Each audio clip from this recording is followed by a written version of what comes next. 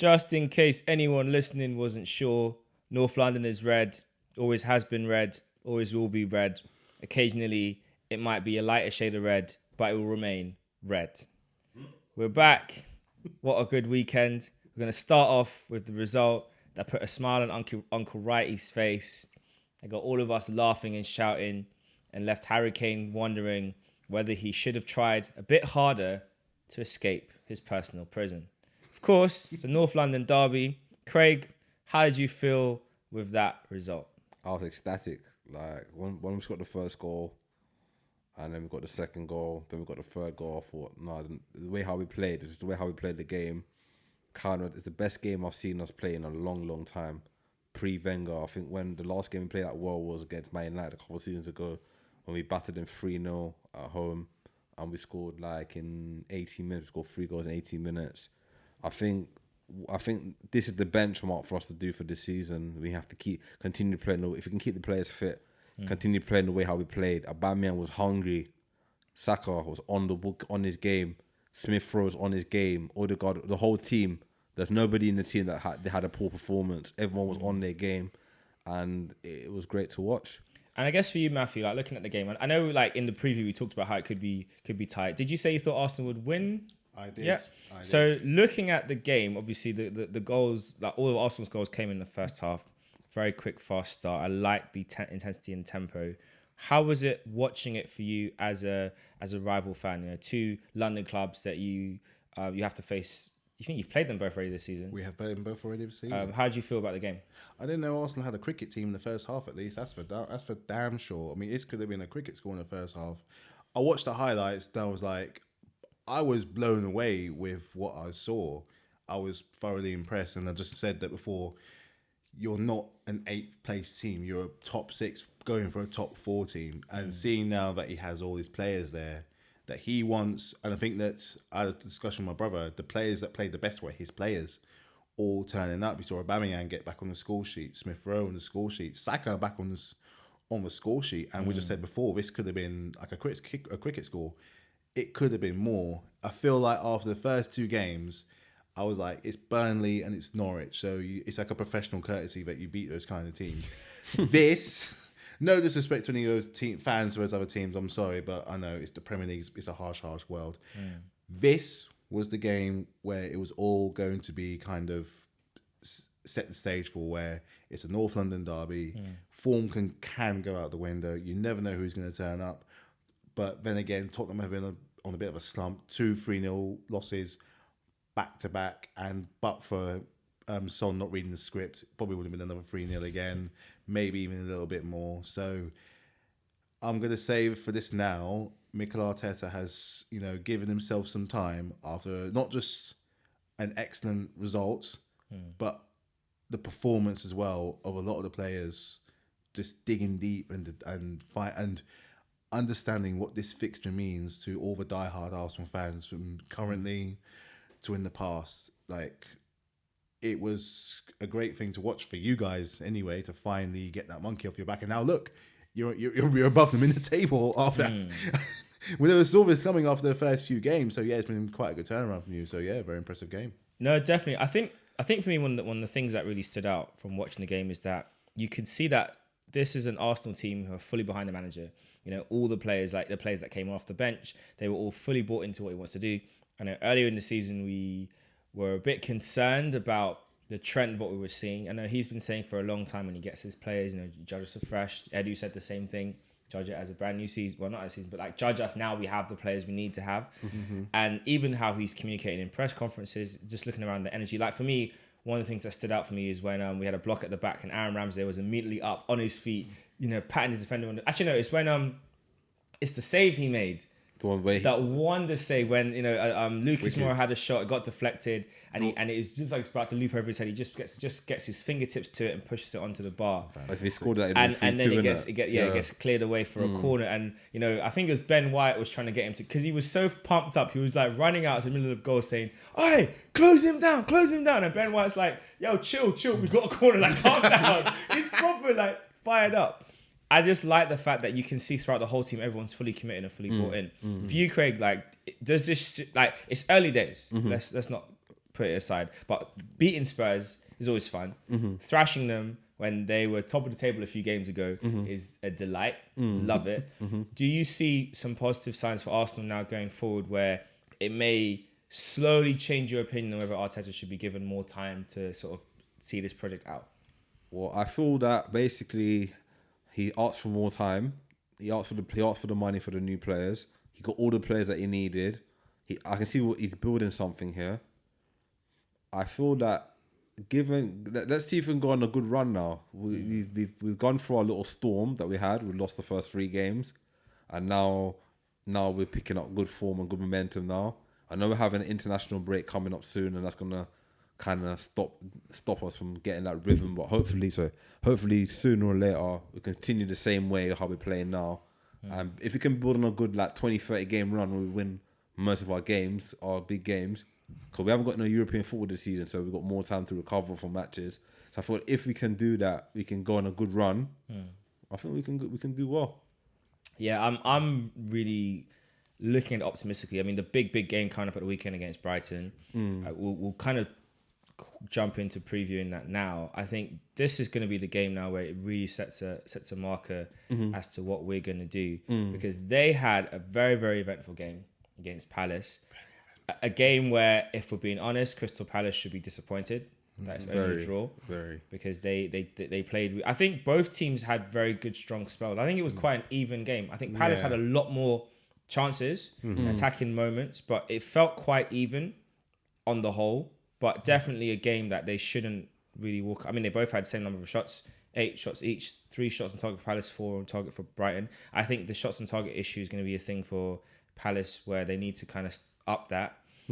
And you looked at the game and it felt quite balanced. And that's going to be a massive game at the weekend for us. Looking at how they performed against Palace, what would you say is the thing to look out for, Matthew? For Brighton, just for the football that they play, I think we look at teams that play really, really good football. We talk about your Cities, your Arsenals, your Liverpools. Brighton play good football.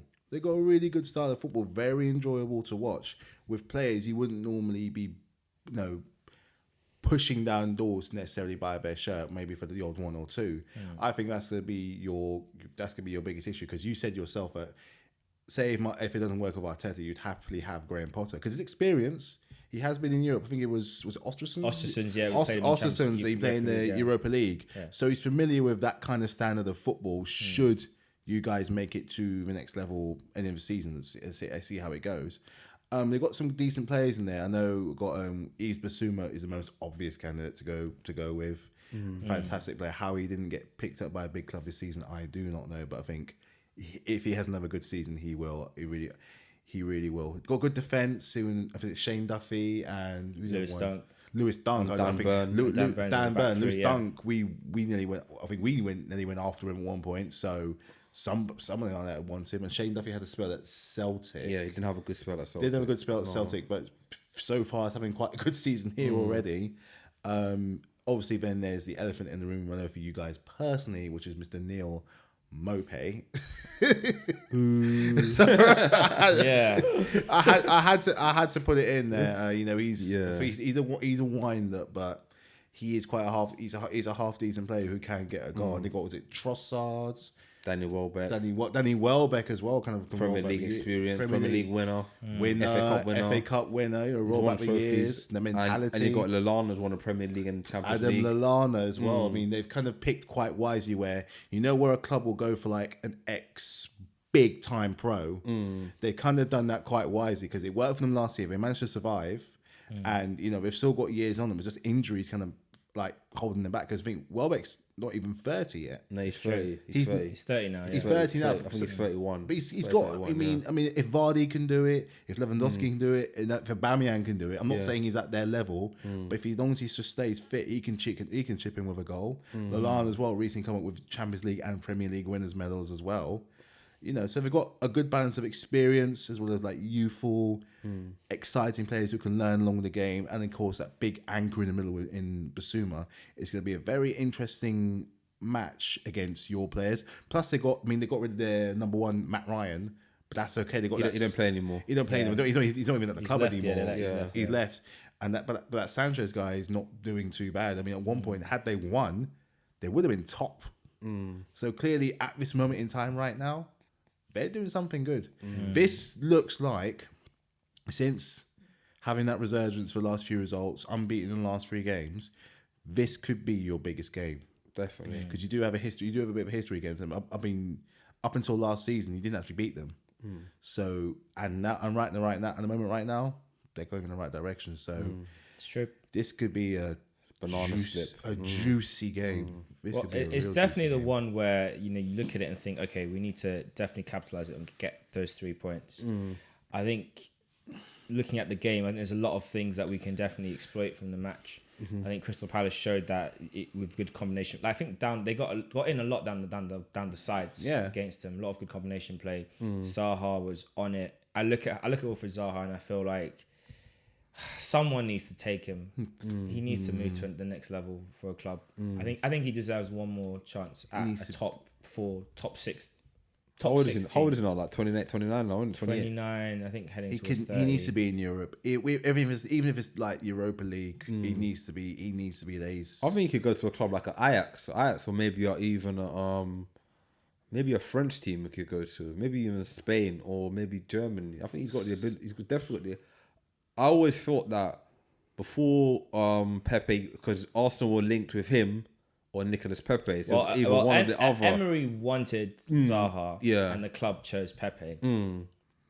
So That's all I have to say about that. all we have to say about that. And I think on the balance of things, maybe that was a. I mean, if we had bought Zaha, I think Emery probably would still be an Arsenal manager. Definitely, I would have got Champions League by now. Scary to think about. He's an Arsenal fan as well, isn't he? That's, Yeah. that's the thing. All the players that want to come to you, I swear they're Arsenal fans as well. I mean, of all the signings we made, I think quite a few of them are. I know Ramsdale was an Arsenal fan growing up. I think Ben White's. I don't know if he is a fan, but I know he's keen on Arsenal. So I think does make a good difference. We're going to switch gears to what I thought was the most exciting game of the weekend. And no, I'm not referring to Leeds West Ham just yet. Of course, talking about Brentford Liverpool. Wow. Brentford are just showing that they are going to be a problem this season. It doesn't matter who plays them, it doesn't matter who they face. They just have everything to make things difficult. Yeah, I look at this game and I think Liverpool went ahead twice. No, came back, went ahead, got pegged back, went ahead, and then got pegged back in the end. Some questionable defending. But let's start off with Brentford. For you, Craig, what do you like about them? their fight, their passion, their energy. They go 1-0 down, most teams will fold. Not this team. They go 1-0 down, they're hunting in packs to get the equaliser. Not only are they going to get the equaliser, they're going to go for the winner. It was 2-2. They're going for another goal. Then some teams will tell the manager will bring off their striker and park the bus. Not Brentford. Brentford are going all out attack for the whole 90 minutes. I think if the game was a little bit more longer, they could have scored another goal. Honestly, they were going for it. We did, but it was offside, After they went to make it 3-3, they were going for another goal. So it goes to show that I like the manager. Every season they seem to sell their best players and they seem to replace it with even better players. Yeah, Brentford have definitely got one of the best scouting systems in the countries, recruitment systems in the country. Brilliant, Definitely, absolutely fantastic. Because if they sold Neil Maupay played for them, Ollie Watkins played for them. Who else played for Someone them? else has played for them as well. It's the name. It's on the tip of the tongue as well. There's loads of players that have played for Brentford or gone on to bigger and better things, and Brentford always seem to just keep on buying players on the cheap and selling them on for big money. So it goes to show that they've got a good recruitment. It's very good. They've got a good scouting system. They've got a nice new stadium. I think this season they'll definitely stay up. I think they'll get maybe top half on the table. Maybe top half, maybe 10 or 11 they're getting the table. But I don't see them struggling this season. They got goals on their team. Tony hasn't started yet, but once he gets started, he'll score goals. he got one the previous week. He's got the previous But week. I think the goals will flow with him sooner or later. Sooner or later, he will get loads of goals in the Premier League. I mean, he is definitely an archetypal Premier League striker. He's good in the air. He's quick. He's strong. He's got the right personality about him. And you're right. I think Brentford are definitely one of the more exciting teams this season. Obviously, for Liverpool, this is a bit of a disappointing result. I think some of the goals they conceded. It's early in the season, So we can put it down to it's early in the season, and they'll iron these little kinks out. Because there's quite a few times there was crosses crosses towards the back post where Trent was or should have been, and he wasn't there, or he wasn't strong enough in the tackle. And I know with the centre backs, they're both coming back from injury or getting accustomed to the way of playing again. So it's going to be interesting to see what they do, because we know offensively you just can't stop them. No issues. They're a force to be reckoned with. It's just defensively they look a little bit rusty. I'll say rusty, because I'll be generous. I think they're not bad. It's just they're making some mistakes that are problematic. Looking at it for you, and they're top of the table, so there's not really much to worry about for them. Looking at how they're playing, how do you see these little things, especially the things that Brentford were able to capitalize on? How do you see that playing out for them week in, week out? If Brentford can do it, a more experienced Premier League team will look at that and realise they can do it too. And it just shows that how it's a demonstration of how this title race, as I think we said from like the first recording, was this is got the potential to go down to the absolute wire. Bar Manchester City, and I think we'll get to that in a minute. Bar Man City, all the other title contenders dropped points, whether it was a draw or a loss. So let's say, I don't know who Liverpool got next. Let's say it could be West Ham, a West Ham, possibly even Leicester. Now they're more experienced Premier League teams than Brentford. But Brentford are riding on an absolute high right now. They're not a team to be messed around with. I'm dreading having to play them. We got them in 2 games. I'm dreading that more than the Man City game.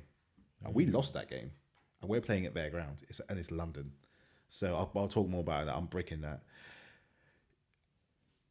As Klopp would, I think with Liverpool, Klopp, he's always about going forward. And I think after the injury they had to Van Dijk, with an injury, when you come back, you almost kind of play it safe. And I think because Canute, he's come over from France, he needs that kind of time to, like when most players that come over, he needs that time to adjust to how that these smaller teams, I don't know what it's like over in back in your ground, but these smaller teams, especially if they can play ball, they might not always pull it off, but they will have a go, and they will not stop. And also the crowd will carry them as well. And the crowd, especially, the Brentford ground is not a big ground, but it's a small ground. It's shrunk in. It's intimidating. You can hear everything. You can see everything, and they're gonna give it to you. That's the kind of thing that we miss about football: is those old, intimidating grounds. I've been to their old ground before, Griffin Park, and I dread playing there if you were losing. I would dread wanting to be there. And they managed to carry that over to this new stadium where it's not like a tennis coach where they're having to sit down. They're giving it to you. They're absolutely giving it to you. That's what the beauty of English football in the Premier League is that these teams can sometimes come up and prove a shock. And that was probably one of them this weekend. So these players, it's not so bad when they're playing at their own home ground, but especially, always happens with these newer players, is that you've got to get that strength going. You can't look at the ref. The ref is going to be like, you see the ref doing this? That's how we work. That's how we work here. That's how it goes down. So they'll be good. They'll be fine. And I think this game gives them a kind of a reminder that they're not going to necessarily have it their way all the time. And I think, like you said, it's a rusty moment. Let's polish it out. Let's get used to the Premier League way of doing things. Because like I said before, you're not going to always have it your own way. Trust me, I know. That is a really good point. And before we come over to the game you had against Manchester City, I want to jump onto the team that every game week I watch them play. They're impressing me more. You can't really have a second team in the Premier League, so they're not my second team. But they're kind of growing on me a lot. And that's West Ham. Yeah. And a nice little 2-1 win against Leeds away from home. Ellen Road is not an easy place to play at. And of course, I feel like Leeds fans and West Ham fans are equally passionate, and they're equally, they can turn it on if they need to. You know what I mean? So they both got that kind of similarity to them. And in a way, you could even argue it may even be like a bit of a rivalry in many respects. Very entertaining game, very much end-to-end. I think Leeds were unfortunate not to make it 2-1. Patrick Click had a very good chance in the game, and he just didn't really... His finish was just awful. But again, West Ham, Mikel Antonio just showing that they are going to do something really good this season. Start off with you, Craig. What did you think about this West Ham performance and what that might mean for them as the season goes on. They want to get into Champions League. They're in the Europa League now, but they want a Champions League. And I thought if they can get results against Leeds is an intimidating place to go to. It's a very intimidating stadium. It's a massive stadium. The fans are right onto you. And I thought that they weathered the storm in that game and they got the winner in the last. Was it the 90th minute? 90th minute. 90th minute, they got the winner. I need to do that against Leeds. I know they got promoted last season. Leeds have always been a good team. History will always tell you that they've always been a great team. For them to do that in the 90th minute it goes to show that one, David Moyes is building another great team. He did it at Everton. He's doing it now at West Ham. Second spell at West Ham. Two, he's getting the best out of Mikel Antonio. Mikel Antonio's on their top scorer in the league. I think he's almost the top scorer in the league now, isn't he? I think so. Yeah, I think so. Yeah, I think he's the top scorer almost top scorer in the league. He's been consistent. He had less injuries because I know he's suffered a lot of injury problems. I think he's getting. I don't know if he's changed his diet or he's changed the way how his whole fitness, but he seems to be more available for more matches than he was before. He's more sharper. Declan Rice is looking like he's going to be a top player. Every week he's getting confidence to keep the captain. He's their captain now. They brought in Zuma. Good signing from Chelsea. I think Noble's still captain. He just doesn't start. He doesn't play anymore. Okay. Yeah. They've got some good young players coming through as well. Thomas Soucek is a good player. Their left back, who's their left back name again? Kufal. Kufal's a decent right wing back. And these type of players, like they've got like Cresswell. Jared Bowen. Jared Bowen's a good player as well. But Ben Rama. He got it from Brentford. Good player. Another one. And who else? They got people like Diop who hardly gets games now. Yeah. And he's a big money signing as well. And they got a Bonga. They've got some decent players. Yeah, they've got a good squad where they can rotate out key players in key positions. I like the fact that from an attacking point of view, they've got Yarmolenko. They've got Lanzini as well, so they can always add a little bit of different dimension. I think the big thing is like their main goal threat is Antonio, and if he's not available, they might have an issue. And they signed Vlasic, and hopefully he can chip in and get the numbers up. But they've got a very, very good squad, and I think they're going to be definitely up there. As for Leeds, another disappointing game in terms of the result. I think they play really good football. They just need to get their finishing sorted out. Let's talk about a player who I feel like maybe by next season probably will be at a different club, and that's of course Rafinha. He just looks like one of the. I mean, I think we could argue he's probably one of the best players outside the top six or top eight maybe. Yeah. He's one of the best players in the league. Fantastic player. What do you think about his performances and what he gives to Leeds, and whether they'll be able to keep him coming into the season? His shoulders must be killing. His shoulders must be absolutely killing right now. Don't disrespect the other players because they've got ballers in their team. But he seems to be the one who's kind of dragging, like pulling from the mire almost, like this from this club. I'm worried about them because I don't want them to go down. I think they're a fantastic addition to come back to the Premier League after so long. As Craig said, they've got a massive history. They were winners back in the day, the 70s, the 80s, 90s. Dirty Leeds, after all. If you know a Leeds fan, ask about Dirty Leeds. I asked my dad, and they're big time. They are big time. They have their spot on the table, and I kind of want them to keep that. But these last few results, where it's just almost like it can't be just Rafinha. There's other players in like Bamford can get a goal. I think he got like 15 goals last year. They got Dan James, which I think is another very clever signing, and they've still got Rodrigo, but I don't know. He's just. I was expecting more from Rodrigo, but yeah, it's like let's look at Rafinha and what he's doing. He's got, I think he loves playing there. He loves being there, and that under the coaching wisdom of Bielsa. Clearly, I mean, he can't speak a word of English, but wherever he does, it works. Calvin Phillips as well. Can't think about Calvin Phillips, but. In this game, he was excellent, absolutely excellent. One of the few players, if one of the only players, was kind of doing anything. So I'm worried about them, but it seems to be only kind of just him at the moment. Or maybe it's a case of, and this is what Dad was telling me because he's a lifelong Leeds fan. Is there a case of that second season syndrome kicking in where they have figured you out? I think so. Because they play what I like to call chaotic football, because they are chaotic. It goes one of two ways. They're either going to score 500,000 or concede 500,000. There's no kind of in between. They're proper hot and cold. My worry is have teams figure them out. And we've always seen Man United figure that out, and West Ham figured it out very late on in a fantastic game. Kind of both clubs playing, very very entertaining clubs who kind of have aspirations. I mean, I know West Ham have aspirations of Champions League, but Leeds, if they could just calm it down just a little bit, just put some corks on the end of the bull's horns just now and then, they might not be. I'm not saying they're going to win all the time, but not be losing so much, because their margins are quite big. They're quite worrying. So, Rafinha aside, and a few of the good players they have, I do have my concerns about them. I don't want them to go down. I really don't. I personally feel there's 3 worse teams than Leeds anyway in the league.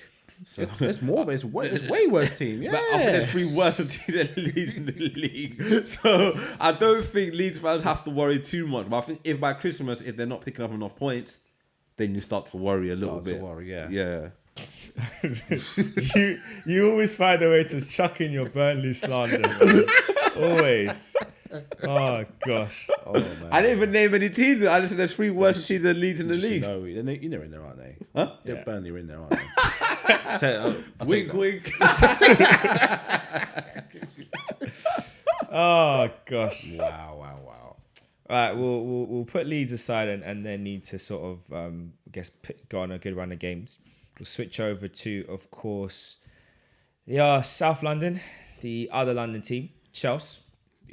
Not the best result this weekend. I saw an interesting tweet this week saying that in the league, that Chelsea have conceded to both Mohamed and now Jesus. So, and obviously you guys sold Moses. I don't know what's going on there.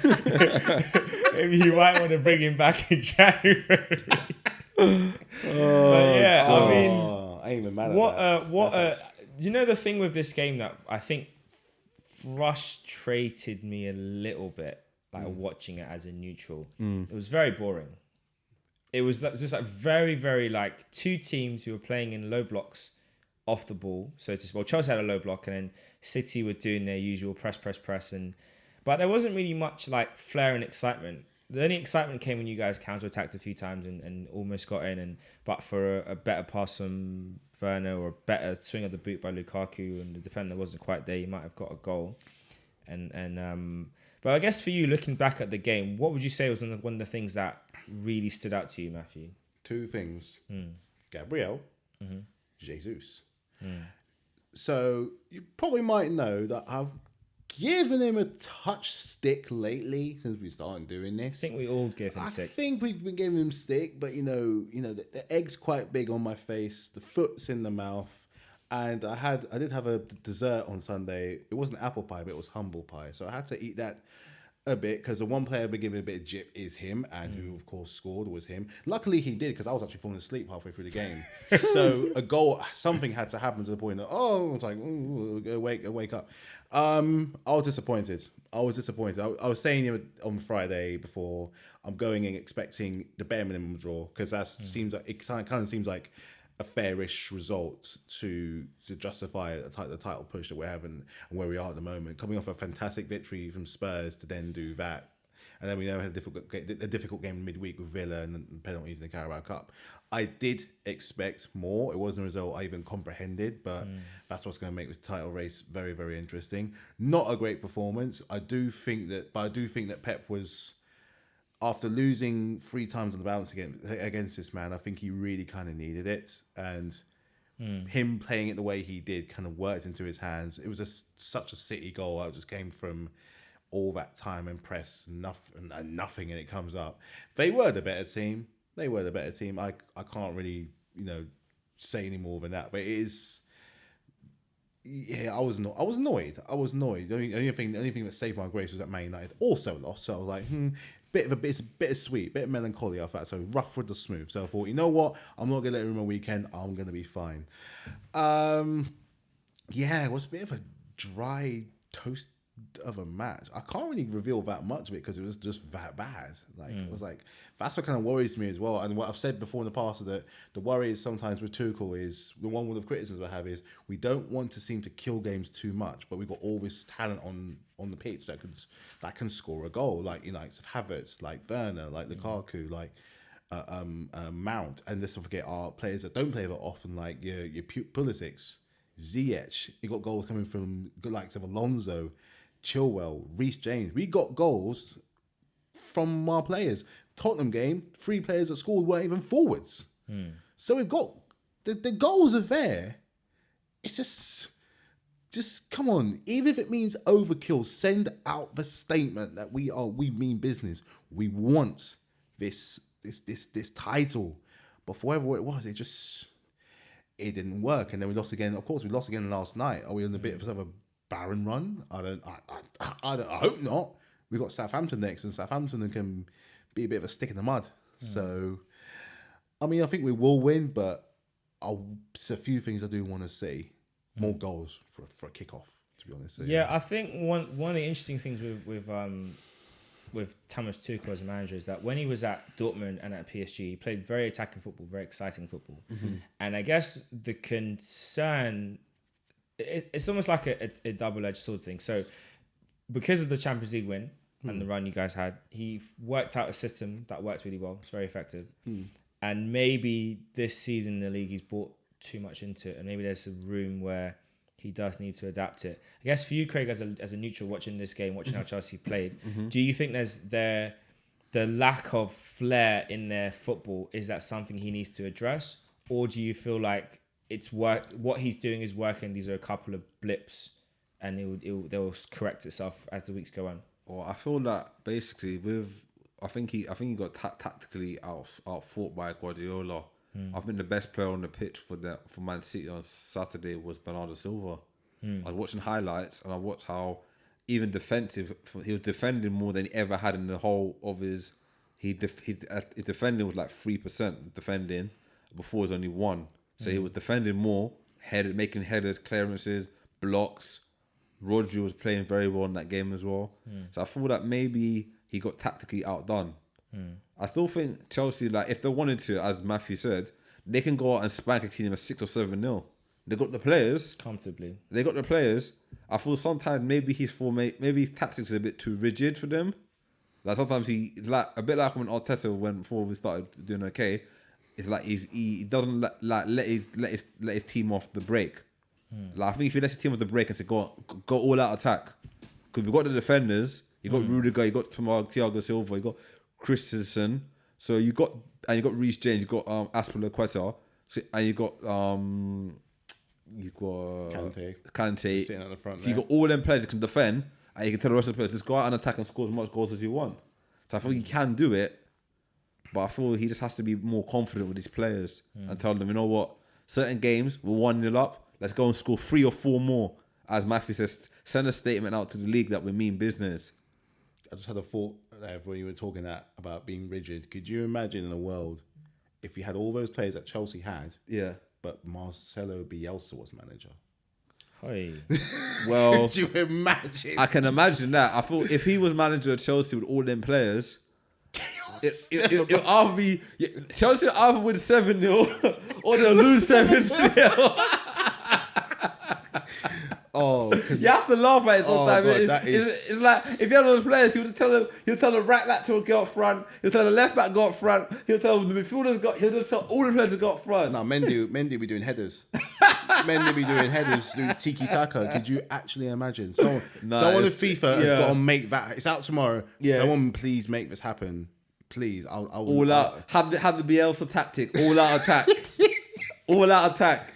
That is both a terrifying and fantastic thing to even comprehend. I think that would definitely be very, very funny and interesting and very odd as well. It would be a terrible idea. It wouldn't be a terrible idea, but it would be very okay. Oh, so that would be crazy. Yeah, I mean, I think it's a blip, and I think it's definitely something you'll correct. I don't think it's going to be a long-term problem. I think Man City doing what they do. You know, they're grinding out results. The good thing for them is that they got goals all over the pitch. They do. So not having a proper certified number 9. Now, Gabriel Jesus, I think he's got more in his game than what he's shown for them. But whether we'll ever see it, I don't know. And Ferran Torres is developing, and I think both of them, they should aim in the league to get between 15 to 20 each. Definitely. I think that should be a number they should be looking for. Maybe That's even more 40 than goals that. a season for Maybe both of even them. more than that. They can do it, definitely. But it should be interesting to see what they do as well. Of course, we head over to the other side of Manchester, Ronaldo United, and they lost against Aston Villa. They obviously had a terrific moment to get the points. Bruno Fernandes had an absolute disaster with that penalty. I don't know what he was thinking about. Ronaldo didn't take it. I don't know what he was thinking about. But I guess he's being a good teammate. Let's look at, before we talk about their disaster class, Aston Villa. You know, this is some of the stuff they were doing last season. You know, I remember when they beat Liverpool in that famous game, and Grealish looked like one of the games that helped with his secure his move. But they can clearly mix it with the best. And what they showed again today, or in that match, is that they're definitely capable of pulling off these kind of results. So I'll start with you, Matthew, on this one. Like, what did you feel like watching that game? Obviously, off the back of your disappointing result, as you said before, this game helped to cheer you up. But how did you feel watching it? Because you guys started the weekend off with your game. Manchester City, Man United. Wasn't it? Where you both? No, you guys were both at the same time. at the same You time. guys are both at the same time. yeah. Yeah, so both the early fixtures. So how did you feel looking at this Man United result? Thank you is what I was saying, because we all looked at this and thought, as good as Villa are, and there can be, the players they've acquired from the Grealish money and the aspirations they had even from last year to try and push on. Just looking at the romanticized side of things, seeing that Man United with Ronaldo riding that, that wave of nostalgia and the feel good feeling, just it could have been like, it's just like, oh, Villa, I know, just try and please, but when I looked at the actual results, when I heard it, I was like, I had to go through Sky Sports apps, Twitter, a lot to see if it was actually true, and then I saw the penalty, and all it did was bring me back to what we said last time with the hierarchy of things when it comes to those kinds of situations, because they were a goal down already, weren't we, when the penalty was? Yeah, they were 1-0 down losing, and then it was the 93rd minute the penalty was given. It was the 93rd minute, and that's when you need the athlete you need, the mentality you need, is someone who's just going to put their head down, ignore all the distractions, and just bury it right in the net. We talked about this because we know that Fernandes is the penalty taker, but we all know what Ronaldo can do from the spot as well. So, is it one of those times where you just for the greater good to just gain a point and get another spot on the table? Do you give it to someone else who may be more used to this kind of occasion, who's won literally anything and everything under the sun, or do you stick to your guns and keep your penalty taker? We that question kind of got answered on that first game, but enough about Man United. Credit to Aston Villa. I mean, this is they can do this. They can really mix it with the big teams when they really, really want to. I think they did really good last year. They did good against Chelsea. They did good against Liverpool. They did well against Arsenal. I think they beat you twice. We didn't beat them at all. Did they beat Man United as well? Or I want to say maybe did they beat them? But they can mix it. They can do it. If they can do it against one, they can do it against another. And it's finally, after one or two hit-miss performances, this is the kind of thing that they should be looking to do, because they're capable. Another big club who were away for a while, who went down in shame and come up with some kind of pride. They're a big club, and their aspirations just should be matching that. And yeah, I was very happy with Aston Villa. Thought resolute, stubborn, determined performance, and to deny him from a penalty with Ronaldo on the pitch, you've done something right. So thank you for that time, Aston Villa. We'll see you at the bridge. We'll probably beat you anyway. Yeah, no, it was one of those games where you look back and you feel like, as I've said before, I think Man United have a lot of firepower, and they may not have the right captain to direct that ship to where they want it to go. For you, is this another game to add on to Ole Gunnar Solskjaer's list of, is he really the right man to keep them going forward? Ole Gunnar Solskjaer is like a cat with 9 lives. Every time you feel like he's on the verge of getting sacked, he loses a game. The next game, a big game, like for example yesterday, he wins the game. 90th minute. Who 90th. saves him? Cristiano. Favorite it's like, time. what we're gonna do with this manager? Every time it looks like he's on the verge of the board had enough of him. The fans, I think it's split. A lot of Man United fans are split with whether to sack him or to keep him. Some fans want him gone. Some fans don't mind him being still a manager. So, As a neutral, we are happy with him staying exactly Absolutely. where he is. Yeah. Don't go anywhere. Ollie's at the wheel. Ollie, stay at the stay at the wheel. wheel. you're doing very well. You're doing very Stay well. at the wheel. Don't leave. Don't go anywhere. I think in hindsight, I think that, as Matthew said, that I personally feel that in a pressure situation like that, 93rd minute of the game, I know you're the captain for the day. I know you've taken penalties in the past, but you got Ronaldo, Champions League winner. How many times? 5-time Champions League He's winner. won it with United as well. He's won it with United. He's won so many Premier League titles. Euro winner. He's won everything in football. So Barring the World Cup. Except the Bar World the Cup. World Except the Cup. World Cup. But I personally thought that he should have taken the penalty. Do you know what's really interesting as well? Like, there's a clip going around of Martinez before the penalty was taken. I saw that. and he was saying, Ronaldo, you take it, no, you take it. And I'm just like, but you could see he got in his head. He psychologically got into Got in his head. into But that. the thing, what is interesting about that is what people may not have realized is that Martinez went through penalties in South America. The crowds in South America are brutal. Hostile. The things they say to you Yeah. about your mother, about your sister, they don't care. There's no limits to what they can say. So what he did there was just classic games. But he was just taking experience he went through in the summer. The things he did to win shootouts for Argentina, and what he faced as well. I'm Put it waiting into to good Colombia. practice. Put it into to good practice. Mina. Well, He yeah. psyched up Mina, and Mina missed the penalty, and There you then the celebration after. Yeah, But that's the thing. So I feel like in that situation, then what should have happened is Ronaldo should have said, you know what, mate, I know you're the penalty taker. That's cool. I want to take this one.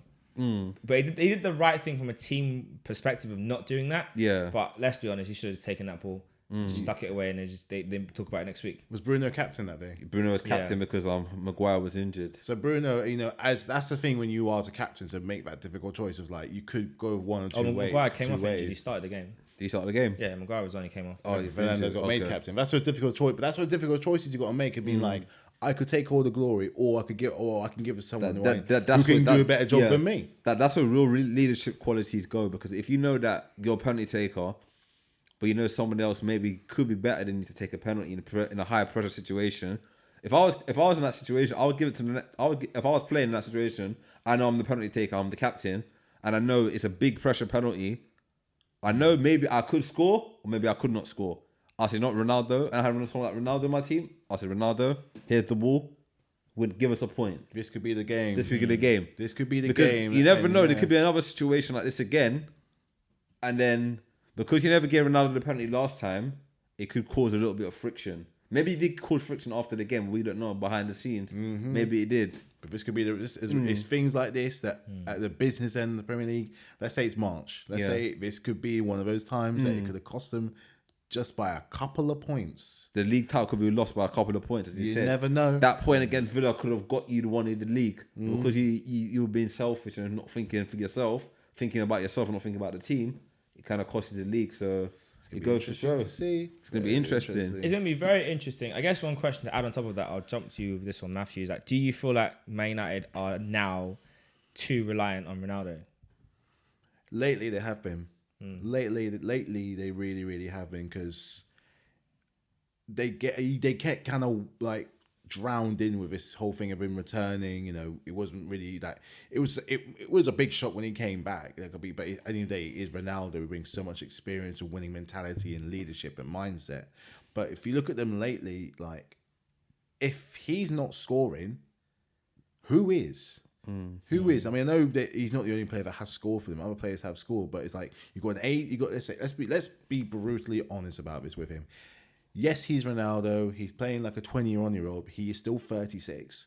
So time with him at his best is going to be limited. He's coming back to a Premier League, which is not the Premier League he left back all those years ago. It's gotten stronger. It's gotten smarter.